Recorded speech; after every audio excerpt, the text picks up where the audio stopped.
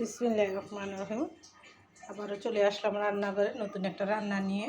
তা আমি আজকে সরাসরি কাটাকুটা করে একবারে চলে আসলাম রান্না করতে। এখানে নিয়েছি আমি গুঁড়া শুটকি, আর এই শুটকিটা কম হয়ে যাবে বলে আমি আরও কিছুটা লইট্টা শুটকি নিয়ে নিছি। তা আমি প্রথমে লইট্টা শুটকিটা একটু ভেজে নিব। শুটকি তরকারি সবাই পছন্দ করে, যাই না খাচ্ছেন জীবনে রান্না দেখলে খেতে ইচ্ছে করে।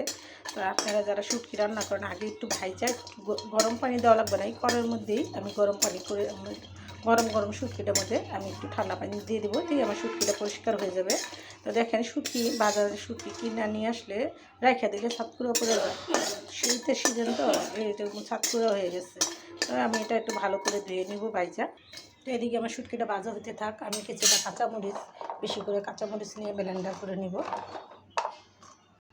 মরিচটা আমি ব্লেন্ড করে নিয়ে আসছি।